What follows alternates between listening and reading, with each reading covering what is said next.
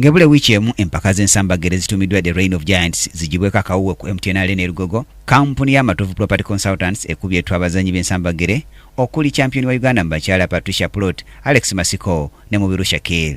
Bonsatule bano bali migwange naku z'omwezi 2 December nga Patricia Plot wakutunka ne munansi wa Tunisia amanyiddwa nga Lakulek Rosla, ate Alex Masiko atuuke n'omuwalabu Khalid Damek okuva mu United Arab Emirates, olwo Mubiru Shakil bumwefuke ne Ben Anas Montasa enzalwa za Tunisia. Omumyuka wa Ssenkulu wa kampuni ya Matovu Property Consultants Idi Matovu yayamye ku lwa kampuni eno okuvujjirira empaka zino wamu n'okutumbula omuzannyo gw'ensambagere mu ggwanga. Tuvuddeyo okuwagira ebitone by'Abaganda baffe bano bato baffe aba kickboxing, tulaba ate nga tutumbula ebyobulambuzi kuba omuzannyo nga gino naddala kickboxing ebyempaka ate byongera ebyobulambuzi mu ggwanga.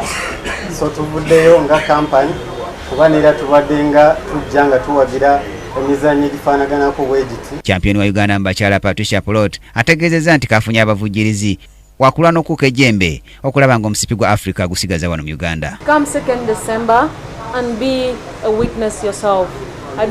Don't call me after the fight and say what happened, because my phone will be off.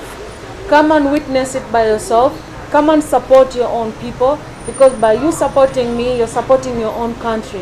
Wabulanga ne Alex Masiko awera nkolokooto. Abasobola kutuyambako, abasobola kutuwa engalo, kubanga gino misipi tugenda kuzannya yansi yonna gwe tunaba tugiwangula ejja kubanga ezze wano mu Uganda, gwe tunaba tuyingidde mu rankings.